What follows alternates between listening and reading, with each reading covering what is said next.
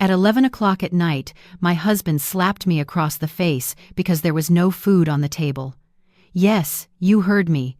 Not because I cheated. Not because I stole from him. Not because I lied.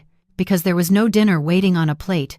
If you like real-life stories about love turning into control and a woman finally taking her power back, stay with me to the end of this series. And while you're listening, drop a comment and tell me what state you're in right now. I read them all. My name is Nia Harper. I'm 32 years old, and on paper, I had everything a grown woman is supposed to want: stable career, steady income, a beautiful home, and a husband with a charming smile that made church ladies call him a good one. But paper doesn't tell you what happens behind closed doors. Paper doesn't show bruises that are hidden under foundation. Paper doesn't show the way your spirit can shrink in a house you pay for. That night, Friday, June 14th, 2024, I was driving home to Bowie, Maryland, with my hands gripping the steering wheel so tight my knuckles looked like chalk. The clock on the dashboard glowed 11:07 p.m. The highway was mostly empty, just the occasional set of headlights sliding past like ghosts. The air outside was warm, but my body felt cold from the kind of exhaustion that gets down into your bones. All day it'd been downtown in D.C., buried in an audit that had to be finished before the next morning. End of quarter. Tight deadlines. Too many eyes watching the numbers. The client's CFO had kept hovering over my team like a hawk, asking questions that felt less like curiosity and more like threats. By the time I left the office, my head was pounding. Not a cute little headache, the kind that makes light feel sharp and sound feel loud. I'd swallowed 2 ibuprofen on an empty stomach and washed them down with lukewarm coffee that tasted like regret. All I wanted was a hot shower and sleep so deep I wouldn't dream. I turned into my neighborhood: neat lawns, quiet streets, townhouses lined up like they were trying to behave. Our place sat in a gated community with an HOA that loved sending warning letters about trash cans and lawn edges. People here smiled wide and talked soft, but they watched everything. If your blinds were crooked, somebody noticed. If your guests parked wrong, somebody posted about it in the neighborhood group chat. I pulled into my driveway, cut the engine, and sat for a moment, in the dark. The inside of the car was silent except for my breathing. I could feel my pulse in my temples. Just get inside, I whispered to myself. Shower, bed. That's it. My keys jingled as I stepped out. I walked up the short path, past the little flower bed I'd planted last spring flowers. I cared for more consistently than I cared for myself. The porch light was on, which wasn't unusual, but what was unusual was the glow leaking through the curtains. Every lamp in the living room looked like it was lit. That stopped me. Normally, at this hour, Marquis would be sprawled on the couch watching something loud, with a plate on his lap and a soda on the table. Or he'd be asleep, leaving his dirty socks wherever gravity decided they should land. But the way the whole house was shining, it felt staged. My stomach tightened. The kind of tightness that isn't hunger, it's warning. I unlocked the door slowly, like I didn't want to disturb whatever was waiting for me on the other side. The air conditioning hit me in the face, cold, sharp, almost disrespectful after the sticky summer night outside. And then I saw them. 3 people sitting on my living room couch like a jury. Marquis King sat in the center, legs crossed, one arm draped over the backrest like he owned the air in the room. To his right sat his mother, Darlene King, wearing her church wig and her I'm disappointed face like they were both part of her outfit. To his left sat his younger sister, Jada, 25 years old and glued to her phone, her long lashes blinking slow while she scrolled like my presence was background noise. They all looked up at me at the same time. No one said hello. No one asked if I was okay.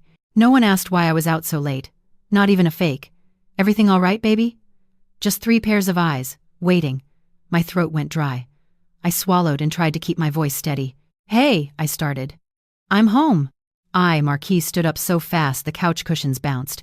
He took long steps toward me, quick and aggressive, like he was closing distance the way a storm closes in. His face was red, jaw tight, veins visible in his neck. I knew that look. It wasn't love. It wasn't concern. It was ownership. Honey, I just got off work. I tried again. It was a long day and... The slap landed before my sentence did. Smack. The sound cracked through the living room like a whip. My head snapped to the side. For a second, I didn't even feel pain, just shock, like my brain couldn't believe my body was being treated like an object. Then the sting arrived, hot and spreading, like somebody had pressed an iron against my cheek.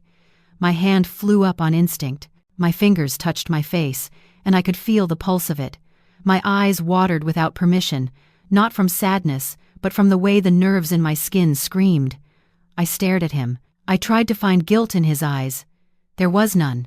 Just fury, and something uglier underneath it, pride. "You know what time it is?" Marquis yelled, his voice loud enough to bounce off the walls. "You think you can just walk in here whenever you feel like it?" His breath smelled like soda and cigarettes. Little flecks of spit hit my hair. "I've been working," I said, voice shaking. I forced myself to stand straight. I would not give them the satisfaction of watching me crumble. "I texted you earlier. You know I'm slammed right now." Darlene made a sound half scoff, half laugh. She stood up slowly, like she was getting ready to deliver a sermon. "What kind of wife comes home at this hour?" she snapped. "We've been sitting here starving for over an hour. Ain't a single plate on that table, pots empty, fridge got nothing but water like you trying to punish my son." Jada didn't even look up from her phone. She smirked at something on the screen and said, "Girl, you could have stopped and grabbed something. Marquis been here all day. A man shouldn't have to wait on a woman to eat." I looked at them one by one. Marquis, my unemployed husband, the same man who'd been fired 6 months earlier for messing with company money, then went around telling neighbors he was starting a business. His business was sleeping late and borrowing my car to run errands that never brought home $1. Darlene, my mother-in-law who had moved in temporarily and somehow made it feel permanent, asking for money like I was her personal bank. She had opinions about everything I did but didn't wash a single dish in my sink. Jada, my sister-in-law, who treated my credit card like a reward for existing. Designer bags, sneakers, hair appointments, lash fills, brunch. She called it self-care. I called it my blood pressure. They all lived off me. They all ate under the roof I paid for. And now they were looking at me like I was the one failing. Marquis pointed toward the kitchen with a sharp jab of his finger. "Go cook," he said. "Right now." I didn't move. He stepped closer, crowding my space. "Don't stand there acting dumb." I said, "Go cook. You don't come out that kitchen until there's a real meal on that table, and it better be good." He shoved my shoulder. Not enough to knock me down, but enough to remind me he could. My back bumped the shoe rack by the door. A pair of Jada's heels toppled over, and for some reason that tiny sound made my stomach flip. Because it wasn't just a shove. It was a message. You don't get to have boundaries. You don't get to be tired. You don't get to be human. For 5 years, I had tried to be understanding. I told myself, Marquis is stressed, Hez embarrassed, Hez going through a rough patch. Be patient. I told myself, Darlene is old school. She's protective of her son. Be respectful. I told myself, Jada is young. She'll grow up. Don't fight with her.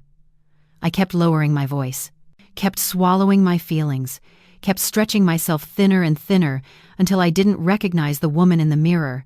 And the wild thing is, the more I gave, the more they took.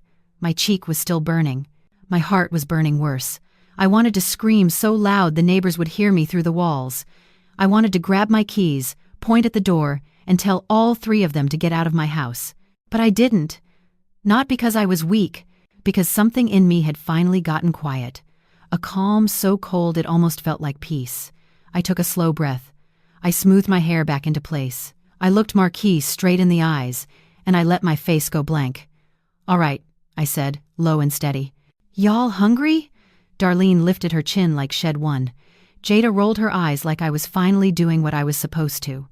Marquis crossed his arms, still puffed up with anger. "About time." I nodded once. "Give me 20 minutes," I said. "I'll make something special tonight, the kind of meal you don't forget." The words came out calm, almost gentle. If you didn't know me, you might have thought I was about to set the table with candles. Marquis snorted. "Better not be no noodles." I didn't answer him. I walked past him like he was furniture, past Darlene's sharp stare, past Jada's little laugh under her breath. I headed toward the kitchen, the place where I had spent years proving myself to people who never planned on respecting me. As soon as I stepped inside, I closed the door behind me with a firm click, not a slam, a decision. I leaned my back against it and shut my eyes. My cheek still throbbed, but the real ache was deeper.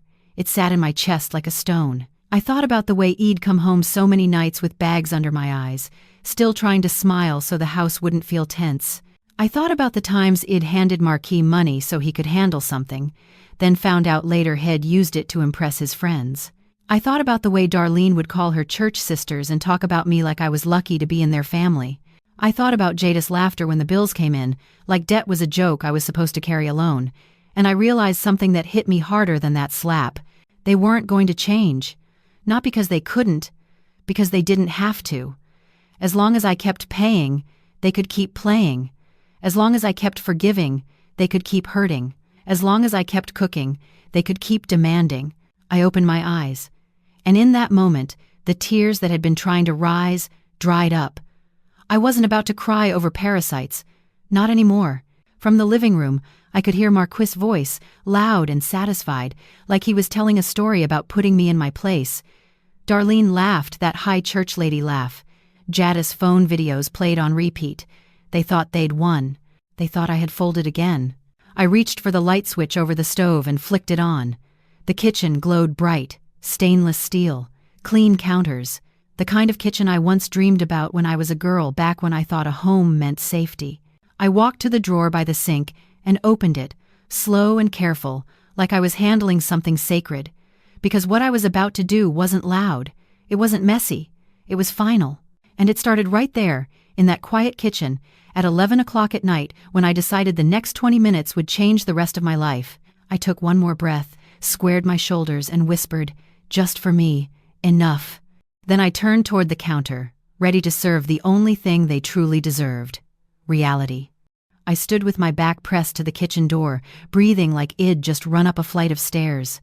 The house went quiet for half a second, and in that half second I could hear my own blood moving hot and stubborn through my ears. My cheek throbbed where Marquis' hand had landed. It wasn't just the sting, it was the message behind it. You don't get to be tired, you don't get to be late, you don't get to be a person. From the living room, Darlene's voice cut through the air like a blade. "That's right," she said, satisfied. "She knows better." Jada laughed, light, careless. "Told you. She always comes around." Marquis mumbled something deep and confident, the way men do when they think they've proven a point. The tone was enough. He felt powerful. I closed my eyes and counted silently. 1, 2, 3. I wasn't counting down to anger. I was counting down to clarity. Because I knew this moment.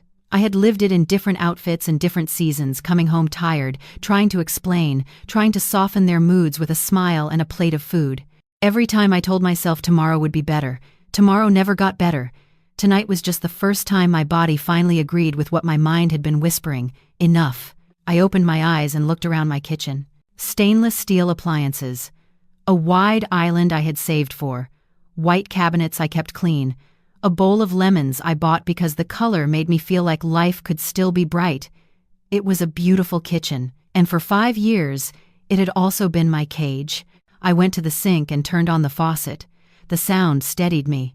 I splashed water on my face, careful around my sore cheek, and stared at my reflection in the dark window over the sink. My eyes looked tired, but they also looked awake. "You're not crazy," I whispered. "You're just done." The old version of me tried to argue back, like she always did. Hes stressed, Hes embarrassed. His mother is just old school. Jada is young. But the new version of me answered without raising her voice.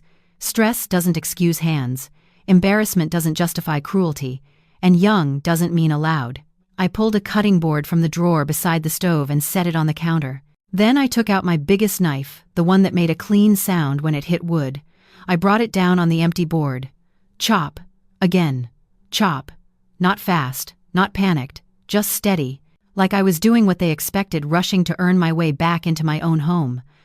From the living room, I heard a pleased sigh. "Good," Darlene said, "'cause I was about to say something. She got a husband." Marquis' voice rose, full of swagger. "She know who run this house."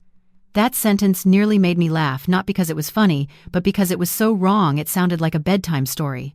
Who runs this house? I paid the mortgage, the HOA fees, the utilities, the groceries, the insurance. The car note on the SUV Marquis drove like it was his birthright, The Wi-Fi Jada used to scroll all day, the electricity keeping Darlene's space heater humming, and the man who hadn't contributed in a year was sitting out there claiming he ran everything. That was the sickness, not just the money. The entitlement. I used to tell myself it was my fault for coming home late. I'd sit in my car in the driveway, engine off, hands still on the wheel, staring at my own front door like it was a test I hadn't studied for. Some nights I would check my work email again just to delay walking inside. Not because I loved my job that much, but because the office felt calmer than my living room. And the truth is, I didn't start out afraid of Marquis. I started out hopeful. He could be charming in public, funny, attentive, the kind of man who knew how to smile at the right time. But when the door closed, that warmth could vanish. If he felt small, he tried to make me smaller. The first time he shoved me wasn't even during a big fight. I had asked softly if head applied to any jobs that week. He stepped into my space and bumped me back like I was blocking his path. The next morning, he brought me a breakfast sandwich and said, "You know, I'd never really hurt you." He said it with a grin, like the word really was supposed to fix it. After Darlene moved in, she became a referee who always picked his side. When Marquis got loud, Shed nodded like he was preaching. When I got quiet, she called it attitude. And anytime I finally snapped, anytime I raised my voice after being pushed for days, Shed clutch her chest and start breathing dramatic, like I was the one attacking her. Somehow I'd end up apologizing just to end the scene. Jada learned fast too. She learned my card would cover her lifestyle as long as she acted like it was normal.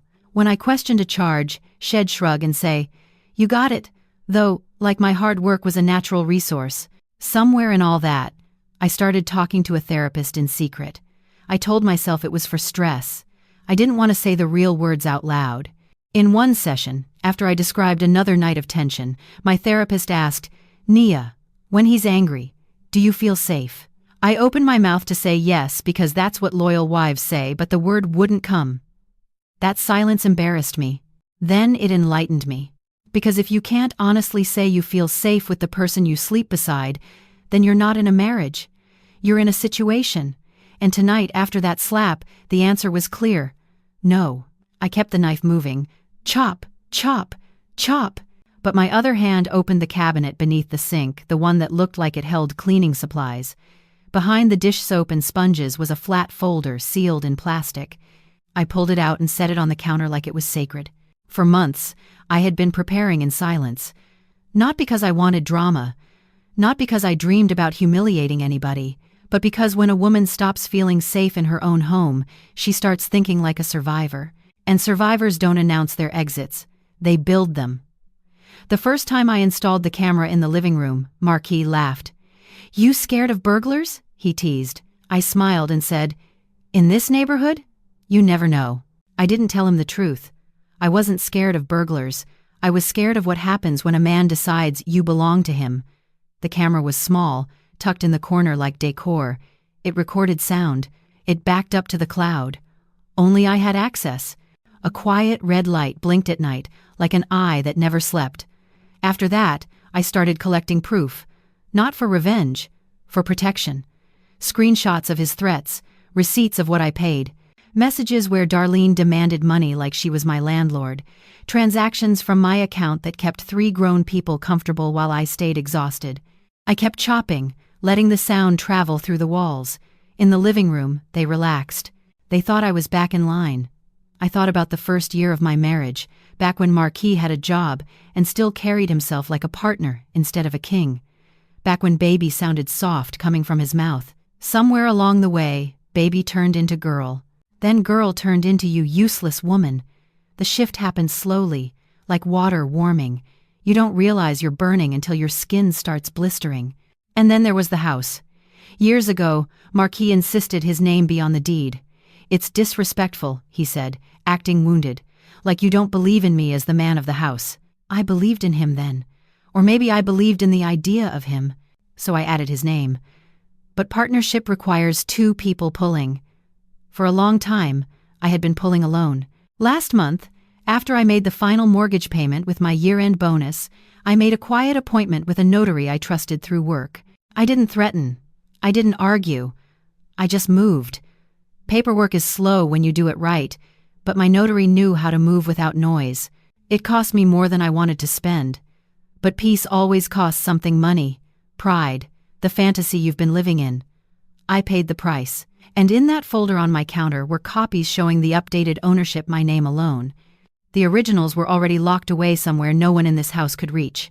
I glanced at the microwave clock. 11:26. I still had time. I slid open another drawer and pulled out a thick legal envelope. Inside were divorce papers drafted and ready, signed on my end, dated, and stamped. I didn't pick that date out of spite. I picked it because the law doesn't care about your feelings. It cares about timelines, evidence, and signatures. My cheek pulsed again, as if it wanted to remind me why I was doing this. I set the knife down for a moment and exhaled slowly, the way I'd taught myself to do when my nerves wanted to run ahead of me. I didn't let my thoughts wander into guilt. Guilt is the trap women fall into when we finally choose ourselves.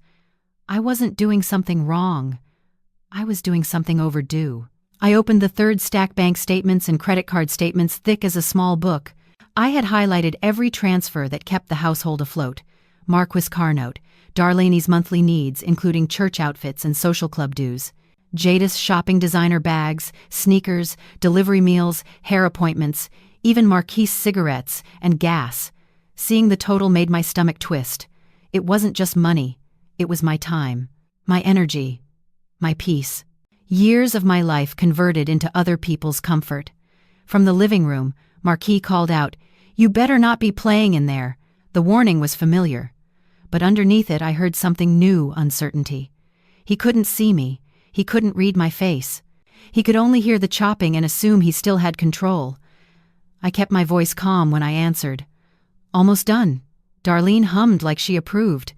"That's what I thought," Jada added. "Make it good. I'm hungry." I didn't argue.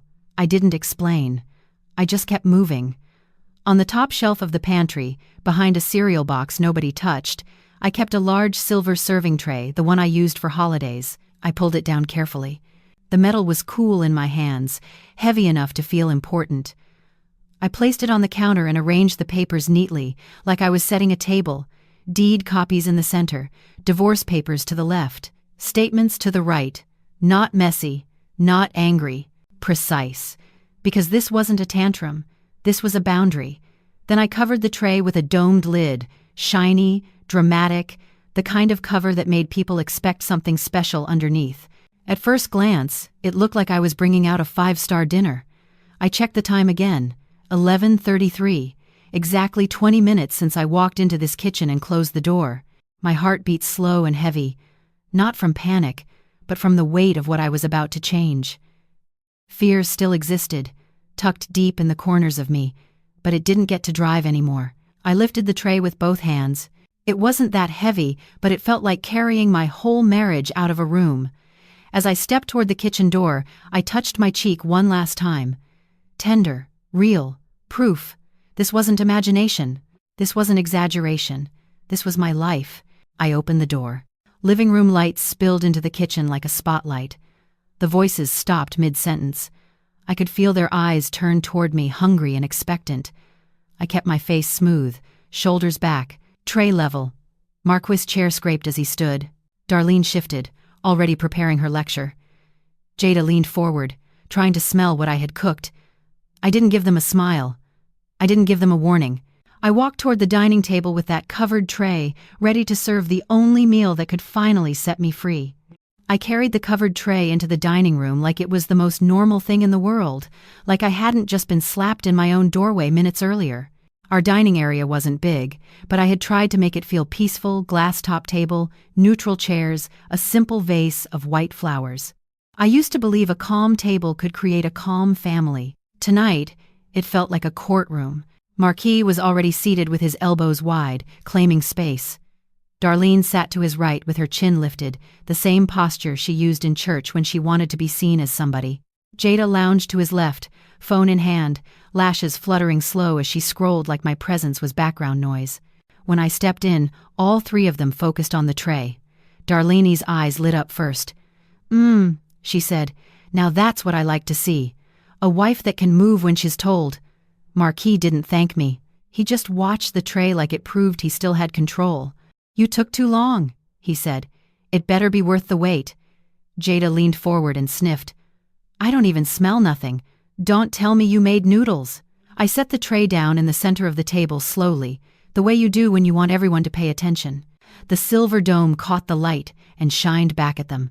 For a split second, the room went quiet. I stayed standing. Usually I would sit, serve, refill, apologize for the seasoning, apologize for the timing. Tonight I stood at the head of the table like I belonged there. My cheeks still burned, but my voice didn't shake. Go ahead, I said. Help yourselves. Marquis' mouth twitched. You got an attitude now? I didn't answer. He reached for the lid and yanked it up like he was opening a prize. The dome clattered against the glass. No steam rose. No smell rolled out. No heat filled the air. Just paper. The top sheet slid a little, and the bold header caught the light. Property deed. Marquis froze, lid still half in his hand. Confusion tightened his face. Then his eyes widened, and the color drained from him. What is this? He said, voice thinner than it had been all night. Darlene leaned in, squinting. Where's the food? She snapped. Why you bringin' papers? Have you lost your mind, Nia? Jada's phone dropped into her lap. She grabbed the document on the left, the divorce filing, and skimmed it fast. When she hit petition for dissolution of marriage, she sucked in a sharp breath. Oh my God, she whispered, then louder. Marquis. She filed for divorce. Marquis jerked like he'd been shocked. He snatched the deed off the tray, staring at the names printed across the top. His finger traced the line like he could rub my name off through sheer will. Nia Harper, he read, then looked up, fury and panic fighting in his eyes. Why is your name the only name on here? Darlene grabbed the bank statements and flipped through them, pages slapping against her palm. Yellow highlights flashed across rows of numbers. Her lips parted. What is all this? She demanded. Why you got my name on here? I watched them without rushing to fill the silence. That, I said, nodding at the statements, is what you've been eating. Marquis slapped the deed down on the table. The glass rattled. Stop playing with me, he barked. This is my house too. I tilted my head. Is it? His eyes flared. Yes, my name was on that deed. It was. I corrected him, calm. Not anymore. Darlene slammed her palm on the table. You can't do that, she yelled. That's my son's house. You, a sneaky little sneaky little what? I asked, still quiet. The quiet made her louder. People like Darlene needed noise to feel powerful. You've been plotting behind our backs, she shouted. You think you can just erase my son? Jada pushed her chair back, eyes big now. Nia, are you serious? She said. You really doing this? Over food? Over food? I repeated softly. Do you really think this started tonight? Jada swallowed, because she knew it didn't. Marquis stood and leaned over the table, face close enough for me to smell his breath. You trying to embarrass me? He said, low. You trying to play me in front of my family? No, I said. I'm telling the truth in front of the people who helped you lie. Darlene made a choking sound. Truth? You ain't never respected this family. You think money make you the head of the house. It doesn't make me the head, I said. It makes me the owner. Marquis' hands clenched. You don't talk to my mama like that. And you don't put your hands on me, I replied. That landed harder than the slap. For a moment, the room went still. Even Jada stopped moving. Marquis' eyes flicked to my cheek, then away, like looking at it made him feel something he refused to name. Then he reached toward me, fast, like habit. My heart didn't race. I lifted my chin instead. Go ahead, I said. Hit me again. His hand stopped midair, inches from my shoulder. I turned my head slightly and nodded toward the corner of the living room, where the small camera blinked a tiny red dot. You see that? I asked. Darlene followed my gaze, and for the first time all night, her face lost its confidence. That camera recorded you slapping me, I said. It records audio, and it backs up. For years, I had called what I did being supportive. I picked up extra hours when Marquis fell behind. I covered the car note when he said his business was about to take off. I transferred money to Darlene because she would stare at me and say, a good daughter-in-law takes care of her elders, like my paycheck was a family tradition. I paid for Jadis' little emergencies that never looked like emergencies. New nails, new hair, new shoes, new outfits for places she didn't even have a job to go to. But sitting there, watching those highlighted numbers tremble in Darlene's hands, I finally named it correctly. It wasn't support, it was financial abuse dressed up like family. I remembered the afternoon I went to the notary, quiet, intentional, no shouting. I had taken my lunch break and driven to a small office near the Bowie Town Center, hands steady on the wheel even though my chest was tight. The notary, a middle-aged woman with kind eyes, looked at me and asked, "Are you sure?" Not with judgment, with care. I nodded and signed, feeling the pen drag across the page like a door closing. Then I drove straight to the bank and slid the originals into a safe deposit box. When the little metal drawer clicked shut, something inside me clicked too. Not joy, not revenge. Relief, like I had finally hidden my oxygen mask where nobody could steal it. Jadis' mouth fell open. "You got a camera in here?" "I do," I said. "And if Marquis lays a hand on me again, that footage goes straight to the cloud and to my lawyer." Marquis scoffed, but it came out weak. "You got a lawyer?" "Yes," I said. "I got paperwork. I got proof. And I got peace waiting for me on the other side of this." Darlene shook her head hard, like she could shake reality off her shoulders. "This is witchcraft," she spit. "Voodoo. You trying to steal what's his." "What's his?" I asked. "Tell me what belongs to Marquis." Her mouth opened, closed, opened again. Nothing came out. Jada flipped through the statements like she was looking for a loophole. "These are just papers," she said, voice cracking. "You can't just kick us out." "I can," I said, "because this house is mine." Marquis slammed his fist on the table. The vase jumped. "You ain't kicking nobody out," he growled. "You, my wife." The word "my" used to make me feel chosen. Now it made me feel trapped. "I was your wife," I said. "Tonight you turned me into your witness." His eyes narrowed. "Witness to what? To what you really are," I answered. "A man who thinks love means ownership. A man who thinks his shame is my responsibility. A man who sits on a couch all day and screams at the woman paying for his life." Jada made a small noise, like she was about to cry. Darlene's face twisted, humiliation and rage wrestling. Marquis took a step around the table. "You don't know what you're doing," he warned. "You gonna regret this." "I already regret what I've been doing," I said. "I regret staying quiet. I regret covering for you. I regret letting you make me small." His expression shifted, anger thinning into panic. "I'm not fixing it anymore," I said. Darlene lunged forward and snatched the deed copy, crumpling it in her fist. "You can't just change things," she screamed. "We been here. This is our home." I didn't flinch. "That's a copy," I said. "Tear it up if you want. The originals are locked away." Jada stared at me like she was seeing me for the first time. "You planned this?" "Yes," I said. "I planned to protect myself." Marquis' chest rose and fell fast. "So what? You think you just gonna be single? That what you want?" "I want to be safe," I said. "I want to come home and not feel like I'm walking into a trap." Darlene's eyes glistened, but her tears weren't for me. They were for herself, her comfort slipping away. She clutched her chest. "Lord," she moaned.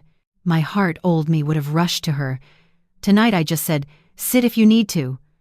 The performance wobbled. Darlene blinked, thrown off by my stillness. Jada started crying then, loud and dramatic, but her words told the truth. "Where are we supposed to go?" she sobbed. "I don't got nowhere." I didn't answer right away. Part of me needed them to sit in the reality a little longer. I walked to the corner of the dining room where the curtains hung heavy over the back window. Behind them, I had hidden something earlier that day. 3 industrial black trash bags, packed tight. I pulled the first one out and dragged it across the floor. The plastic scraped the tile. Marquis' head snapped toward it. Darlene stopped pretending. Jadis, crying, hiccuped. I dragged the second bag out. Then the third. I lined them up right in front of the table like a delivery. Then I dropped them at their feet. Thud, thud, thud. Jada jumped back like the bags might bite her. Marquis stared, chest heaving. "What the hell is that?" "Your things," I said. Darlene's mouth opened, but no sound came out. "I packed them this afternoon," I continued. "Clothes, shoes, personal items, everything else I paid for, I handled." Jada's eyes widened in horror. You threw my stuff away? I threw away what I paid for, I said. If you want to argue about it, argue with the receipts. Marquis stepped toward me, fists balled. You can't lock us out of rooms. Your rooms are already locked, I said. And the keys are gone. And before you ask, I added, because I saw the questions forming on their faces. No, you can't just grab my cards and keep shopping like nothing happened. I pulled my phone closer and tapped the banking app with my thumb. My hands were steady. That steadiness surprised even me. One by one, I froze every supplementary card attached to my account, the one Jada used, the one Darlene kept for church needs, even the one Marquis carried like a symbol of manhood. A few taps, a few confirmations, and years of quiet bleeding stopped. Jada lunged forward as if she could snatch the phone out of my hand. "Nia, don't do that!" she cried. "That's my card." "It was never your card," I said. "It was my generosity. And my generosity is closed." Marquis' face tightened. "You can't cut me off," he said, voice shaking with a threat that didn't have a foundation anymore. "I can," I replied. I just did. Then I reached into my pocket and placed a small set of keys on the table, keys to the upstairs bedrooms. I let them sit there for half a second, long enough for their eyes to lock on them. Then I picked them back up. "I changed what I could today," I said. "Locks, codes, access. And what I couldn't change today, I'm changing tomorrow. You're not coming upstairs to talk. You're not rummaging through drawers looking for leverage. Your argument ends at the front door." Jada screamed and ripped one bag open. Clothes spilled out, sneakers tumbled onto the floor, makeup rolled under the table. She sobbed like I had killed someone. "You didn't even fold it!" I looked at her, steady. "You ruined my peace," I said quietly. "But I'm not screaming about it." That silenced her for 1 second. Then she cried harder. Darlene rounded on Marquis, smacking his arm. "See what you let her do? Handle your wife!"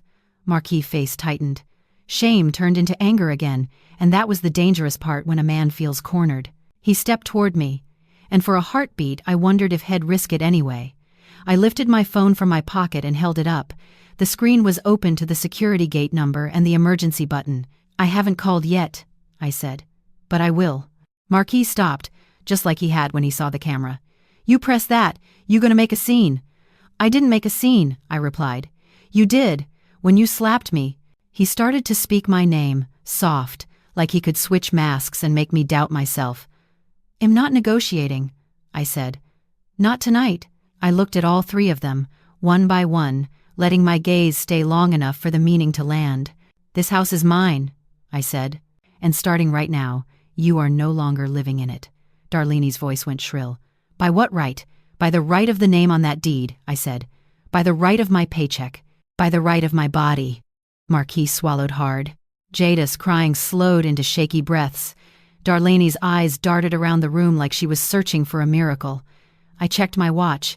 The movement felt powerful because it said I was the one keeping time now. "You have 10 minutes, I said. "To do what?" Marquis snapped. "To pick up those bags and walk out the front door," I answered. "On your own." Darlene barked a laugh. "And if we don't?" I turned my phone slightly so they could see the call screen. "Then I call security," I said, "and you get escorted out like trespassers." Marquis' eyes flashed. "You wouldn't." I held his gaze. "Watch me." The room went quiet again, but this time it was the quiet of people realizing the rules had changed. If you've ever watched someone rewrite the rules in real time, you know the air changes. That's what happened next in my house tonight. In the distance, somewhere outside, a low roll of thunder moved across the sky like a warning. They didn't know what to do with a woman who wasn't afraid of them anymore. They were about to learn. The 10 minutes I gave them didn't start with shouting. It started with a quiet kind of panic, the kind that makes people blink too much and move their hands like they're looking for a door that isn't there. Marquis stood at the edge of the dining table with his fists tight, staring at me like I had become someone he didn't recognize. Darlene's lips were parted, ready to spit out another insult, but her voice wouldn't come. Jada had one hand in the ripped trash bag, clutching a wrinkled designer top like it was a life raft. I didn't gloat. I didn't smile. I just kept my phone in my hand and my spine straight. "One," I said, not loud. "Just clear." Marquis jerked his head up. You really doing this? I'm really doing this, I answered. 2. Darlene's eyes darted to Marquis. Boy, handle this, she hissed. The fear under her hiss was new. She had spent years acting like my paycheck was a family benefit. Tonight she was realizing it could be revoked. 3. Jada's voice broke. Nia, stop playing, please. We can talk. I looked at her for a beat. The truth was, we had talked 100 times. I had talked softly, patiently, politely. Talking hadn't saved me. 4. I said. Marquis took one step toward me, then stopped himself. His eyes kept flicking to the camera's tiny red light and back to my face. That little light had done what my begging never could. It made him consider consequences. 5. Darlene swept her hand across the table in anger, sending a few papers fluttering to the floor. This is some evil, she spat. A wife don't do this to her husband. A husband doesn't slap his wife, I said. That sentence hung in the air like the last note of a song you can't forget. 6. The rain started then soft at first, tapping the windows like a warning. 7. Marquis grabbed one of the trash bags and hoisted it up with a dramatic grunt, like he wanted me to feel guilty for how heavy his own belongings were. You happy now? He snapped. I didn't answer. What I wanted wasn't to see him suffer. What I wanted was to breathe in my own home. 8. Jada scrambled, shoving makeup and shoes back into the bag with shaking hands. Darlene lifted her chin and walked toward the entryway as if she were leaving a restaurant that had offended her. Marquis followed behind her, bag slung over his shoulder, jaw locked. 9. At the front door, Marquis paused, hand on the knob. His voice dropped. Nia, people gonna talk. He knew that fear could control me. It had before. I stepped closer, just close enough for him to see that my eyes weren't begging anymore. I'd rather they talk, I said, than bury me in silence. 10. I pressed the call button anyway, not because they hadn't moved, but because I knew Marquis. I knew he would circle back and perform. I wanted the next part handled by someone with a uniform, not by me alone. Before my thumb hit the screen, I paused long enough to notice something small but important. My hands were steady. For years, every time Marquis raised his voice, my body would react before my mind did. My stomach would tighten. My shoulders would curl inward. I would start fixing things in my head, what I could cook, what I could say, what I could sacrifice to make the storm pass. Tonight, my body didn't bargain. I tasted blood where the inside of my cheek had scraped against my teeth. I pressed my tongue to it and felt the sharp little sting, a reminder that what happened at the door wasn't a misunderstanding. It was violence, plain and simple. I thought about the first week we moved into this townhouse in Bowie. I had been proud, almost giddy, walking through empty rooms with a tape measure and big plans. Marquis had carried boxes and kissed my forehead like we were building a life together. Darlene had smiled then, too, complimenting my curtains while quietly measuring how much control she could take. Jada was still a teenager, laughing in the hallway, asking where she could plug in her ring light. Back then, I believed love meant blending everything: money, space, choices, patience. I didn't know some people don't blend. They consume. So, when I called security, it wasn't a dramatic move. It was a boundary with a witness. As the line rang, I walked to the front door and flipped the porch light a little brighter. I slid the chain lock into place before opening habit from too many late nights feeling unsafe. Then I opened the door only as wide as the chain allowed, letting cool, damp air rush in. The smell of wet pavement rose up, clean and sharp, mixing with the warmth of the house behind me. Marquis and his family were already moving toward the entry, and I could see it in Marquis' eyes. He was thinking about forcing his way back in, about making me flinch. The chain stopped that thought before it became action. I stepped just far enough into the doorway to be seen, but not grabbed. Not tonight. Not ever again. The call connected on the first ring. Security, a deep voice answered. Captain Brooks, I said, this is Nia Harper on Larkspur Row. I need assistance. There's a disturbance at my home. How many people? He asked. 3, I replied. They're being asked to leave and they won't accept it. On our way, he said. No drama, just professionalism. I opened the front door and stepped onto the porch, not because I wanted to stand in the rain, but because I wanted them out of my threshold. The porch light washed the scene in yellow. Marquis stood at the bottom step with his bag. Darlene held nothing but her purse and her pride. Jada struggled with a bag that dragged on the concrete, the plastic scraping like a complaint. Marquis looked back at me with anger and disbelief. "You really gonna call security on your own husband?" "I'm calling security on trespassers," I said. He flinched at that word. Trespassers. It took away the role he loved most, the one where he could claim me and everything I had. A few porch lights down the row clicked on. Curtains shifted. Silhouettes appeared. This neighborhood didn't like chaos, but it watched it closely. Marquis noticed. His whole posture changed. He lifted his voice, turning it outward, toward the street. "Y'all see this?" he called. "My wife done lost her mind. She kicking me out in the middle of the night." Darlene caught the cue. She stumbled dramatically, hand to her chest. "Lord help me," she moaned. My heart can't take this." Jada sat on the wet step like she was on a stage. She threw her hands up and cried louder. "Please, somebody help us." I kept my face still. They were practiced. They had rehearsed this kind of manipulation for years, just with smaller stakes. A woman across the street stepped out with an umbrella. Then I saw her, Patrice Holland, the HOA president, walking toward us with careful steps, eyes sharp under the brim. She stopped near my walkway and looked at Marquis, then at me, taking in the scene like a report she planned to file later. "Nia?" she asked. I lifted my chin. "Patrice." Marquis turned to her, eyes wide with fake pain. "Miss Holland, you see this? She throwing me out in the rain. My mama sick." Patrice's face tightened, but she didn't move to catch Darlene when she lowered herself dramatically. She just watched. "Nia," Patrice said quietly, "do you want me to call someone?" "I already did," I replied. "Security is on the way," Marquis snapped. "This is my home." I looked at Patrice, not Marquis. "This house is in my name," I said clearly. "I'm the legal owner. They're no longer residents here, and they're disturbing the neighborhood." I said it loud enough for the windows. Headlights swung into our row a minute later. 2 security vehicles with blue lights flashing low rolled up and stopped near the curb. The blue light reflected in the wet pavement like rippling glass. Captain Leon Brooks stepped out first, tall, broad-shouldered, calm. 2 other guards followed. "Evening," Captain Brooks said. "What's going on?" Marquis lifted his hands like he was surrendering. "Sir, this is my house. My wife is having some kind of episode." Captain Brooks didn't even look at Marquis first. He looked at me. "Miss Harper," he said. "You called?" "Yes," I said. "They're refusing to leave and they're causing a disturbance." Darlene found her voice again. "Officer." "I'm his mother." "I got a heart condition. She can't just throw us out." Captain Brooks nodded once. "Mom, do you have identification with this address?" Darlene blinked. I live here." "Do you have ID showing this as your residence?" he asked again. She didn't. Captain Brooks turned his head slightly toward me. "Miss Harper, are you requesting they be escorted off property?"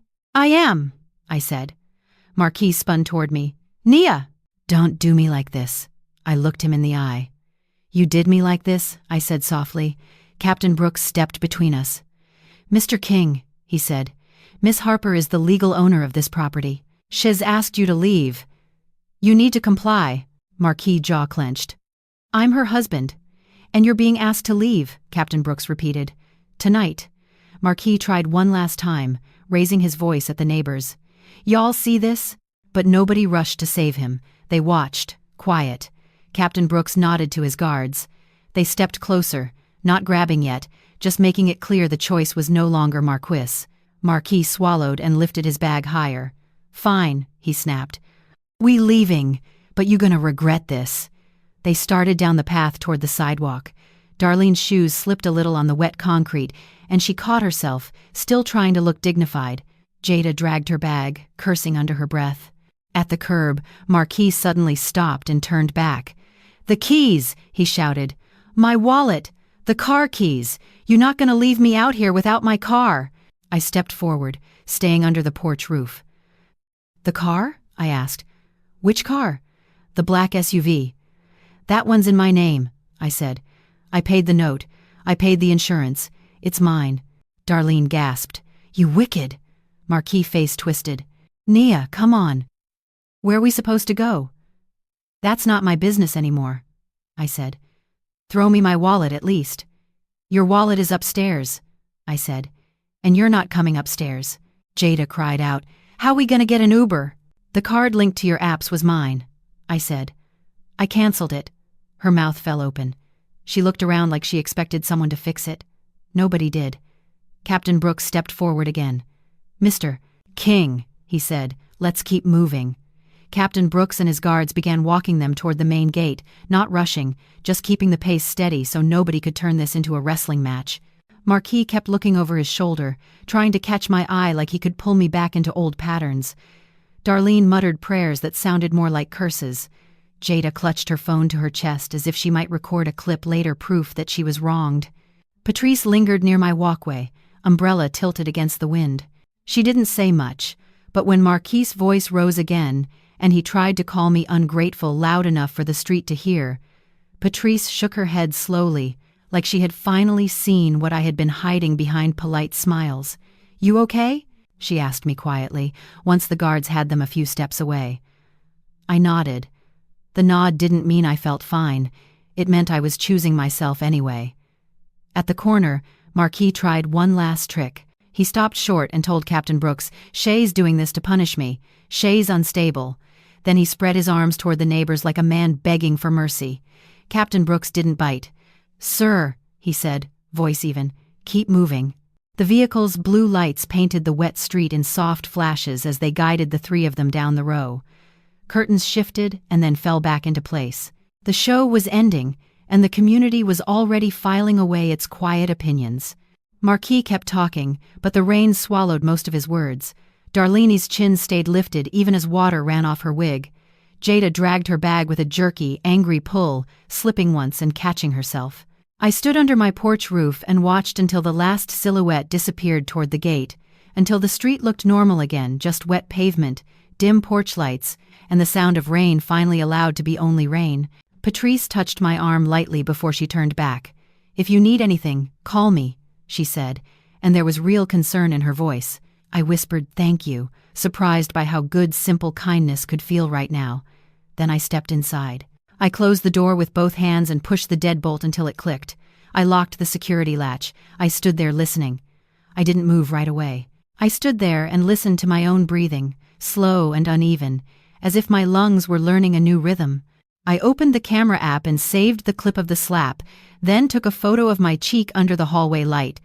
Not for pity, for proof so the woman I was becoming would never ever doubt this night again. At first, there was pounding. Marquis' fist hit the door once, twice, like he still believed force could change my mind. But the rain got louder, swallowing their sounds. I walked to the front window and pulled the curtain back just an inch. They were still out there, soaked, shivering, their trash bags sagging in the water. Marquis kept talking, but the words blurred under the storm. And in that moment, something inside me loosened relief. Like I had been holding my breath for 5 years. I leaned my forehead against the cool wood of the door and let my shoulders drop. The house behind me was quiet. No yelling. No orders. Just the steady hum of the air conditioning and the soft ticking of the wall clock, counting time the way it always had, only now, it felt like my time again. If you're listening and you've ever been afraid to set a boundary because you were scared of what people would say, let me tell you what I learned that night. Peace is worth the gossip. Safety is worth the side eyes. And stay with me. Because what happened after that, what happened the very next morning, was the part Marquis never saw coming. I didn't sleep right away after they left. I thought I would. I thought the second that deadbolt clicked, my body would finally collapse. But my nerves were still awake, like they didn't trust the quiet yet. I walked through the townhouse slow, turning on lights I usually kept dim, just to remind myself I could.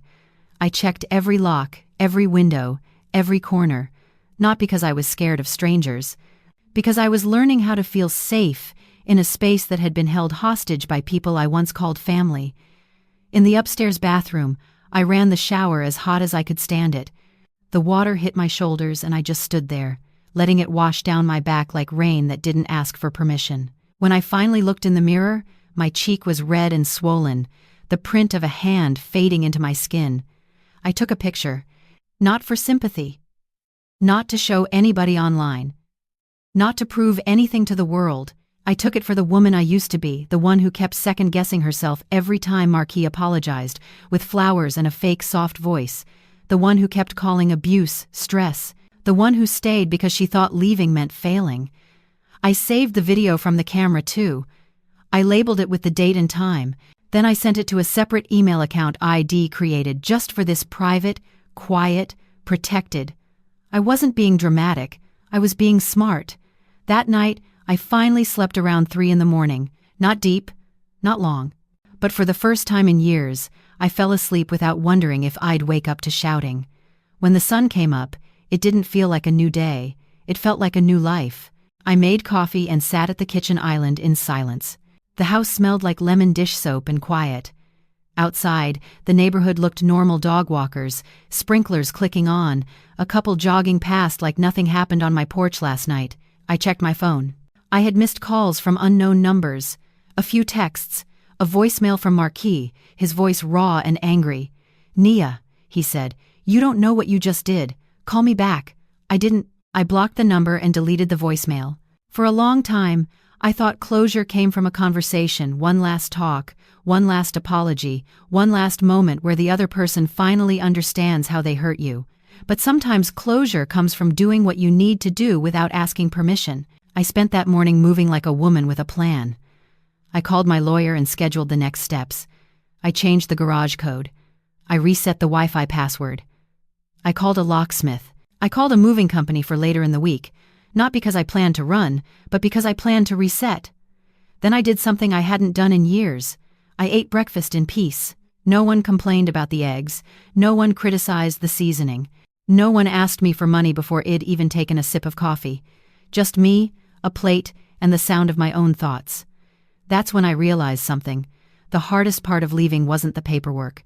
It wasn't even the fear. The hardest part was unlearning the habit of shrinking. By noon, my phone buzzed again, this time, from an old coworker who still had friends at Marquis Company. I almost ignored it, but curiosity got the better of me. "What's going on?" I texted back. The message that came through made my heart stop, then start again. "You didn't hear? They called him into HR this morning." I stared at the screen. I hadn't planned that part. I didn't have to, because the truth about people like Marquis is this: when you stop covering their mess, the mess doesn't disappear. It finally becomes visible. Later, I learned more. Not in one big dramatic confession, but in pieces, like breadcrumbs dropped along a road. Marquis had been walking around for months pretending he was still a team lead, still respected, still untouchable. But behind the scenes, an internal audit had been building a file.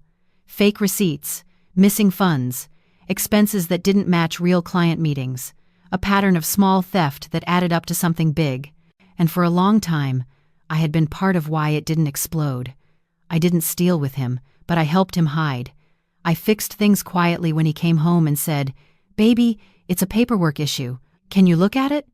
I didn't want him embarrassed. I didn't want our marriage to look broken.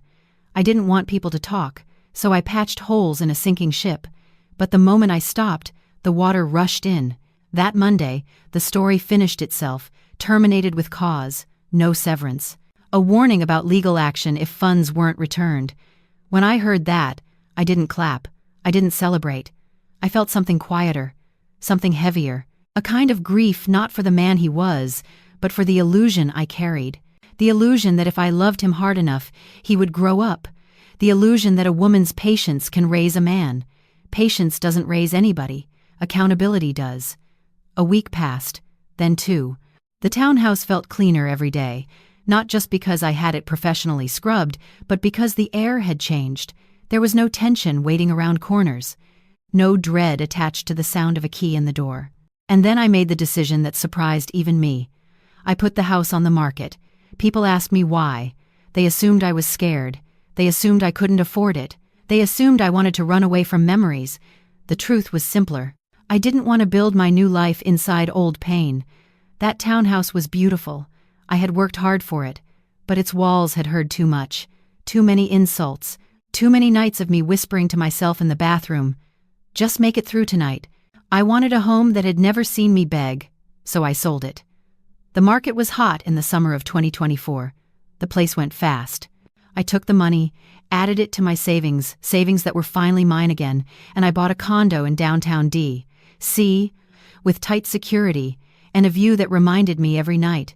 There is a whole world out there, bigger than the small box people try to keep you in. My career changed too.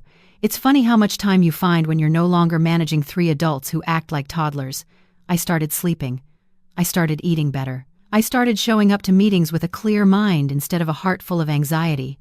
The audit project I'd been drowning in? I finished it early. The client was impressed. My firm noticed. And when the promotion came, I didn't downplay it like I used to. I accepted it with my chin up, because I had earned it. Meanwhile, the story on the other side of my old front door was unraveling. I heard Darlene tried to call one of her church friends for help. I heard people suddenly had bad signal and tight budgets. I heard Jada called a friend she used to brunch with, Brielle, I think her name was, and got a polite rejection that sounded like a door closing. That's the thing about living off someone else's money. When the money goes, the friends go too. Marquise tried to keep the family together for a while. He sold what he could, a watch, jewelry, anything with resale value. He found a cheap room in a neighborhood he used to drive past with his nose in the air. Darlene complained constantly. Jada cried, not because she missed home, but because she missed attention. And then the family did what families like that often do when the comfort disappears. They turned on each other. One night, Jada took the last of the money and left. No warning, no goodbye. Marquis woke up to an empty room and an emptier future. Darlene screamed like she couldn't believe her own child had learned the same selfishness she'd been taught. I wish I could say that moment made them reflect. It didn't. It just made them desperate. Months later, I heard Jada ended up trying to snatch a purse in a crowded market. I heard there was yelling, a chase, and police lights. I heard she cried and begged and called Marquis' name like family mattered again. But by then, she had already taught everyone a lesson. Parasites don't love each other. They just compete. By the fall of 2024, my divorce was final. Marquis didn't show up to court. He didn't have a stable address. He didn't respond to notices. The judge granted a default judgment. When the gavel hit, I didn't cry. I walked out of that courthouse with a calm I can't even explain. Not loud happiness, not revenge, just peace. In November 2024, I sat in my new condo with a mug of tea and watched the city lights sparkle like tiny promises. I felt something settle inside me like dust after a storm. I was free, but freedom isn't just leaving. Freedom is rebuilding. Over the next months, I started doing something I didn't expect. I started talking to other women. Quiet conversations at first. A coworker who admitted her husband controlled her money. A neighbor who confessed she was scared to go home after dark. A woman at church who asked, "How did you do it?" Like I had found a secret door. I realized how many women were walking around wearing smiles over fear. So I did what I do best. I built something. In early 2025, I started putting money aside for a small foundation. Not a flashy one. Not for applause. A real one. A practical one. One that helped women get out, covering a deposit, paying for a consultation with a lawyer, offering help with job training and emergency plans. Because leaving isn't romantic. Leaving is logistics. And too many women stay because they can't afford the first step. By June 2025, 1 year after that night on my porch, I hosted a small fundraising event in a hotel ballroom in D.C. Nothing extravagant. Clean decor, warm lighting, a room full of people who believed women deserve safety. After the speeches, we did something important. We partnered with a local outreach group to distribute boxed meals and small envelopes of support to families who needed them. We set up outside in a side courtyard where the line formed quietly, person after person, eyes tired but hopeful. I insisted on helping. I wanted to look people in the eye. I wanted to remember that life can knock anyone down, and nobody is too good to need a hand. The line moved steadily. I smiled. I handed out meals. I listened to quick stories. I said, "God bless you," and meant it. Then I saw him. At first I didn't recognize him because my brain was holding on to an old image. Marquis, in clean clothes, cologne, confidence, loud laughter. Marquis, who stood tall in my living room and acted like he owned me. The man in front of me was thin, shoulders slumped, face rough with stress and time. His hair was longer than it used to be, his eyes sunken, his clothes worn like heads stopped caring what people thought. He was pushing a wheelchair. And in the wheelchair sat Darlene. She looked smaller than I remembered. Her body leaned to one side, mouth slightly twisted, eyes unfocused like she was looking through the world instead of at it. Her hands rested limp in her lap, fingers curled like she'd been holding on too tight for too long. Marquis stepped forward slowly, and when our eyes met, I felt time pause. He knew me immediately. I could tell because his whole face changed. His mouth opened slightly, like a name was caught in his throat. His eyes filled with tears he didn't seem to know what to do with. "Nia," he whispered. That one word used to pull me back into old feelings. It used to trigger the part of me that wanted to fix, to soften, to forgive before I was ready. But standing there in the summer air, holding a box of food and an envelope meant for someone in need, I felt something I didn't expect. Nothing. Not hate.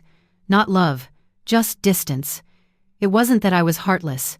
It was that my heart had finally learned how to protect itself. Hate takes energy. And I had already invested my energy into building a life that didn't revolve around them. Marquis waited.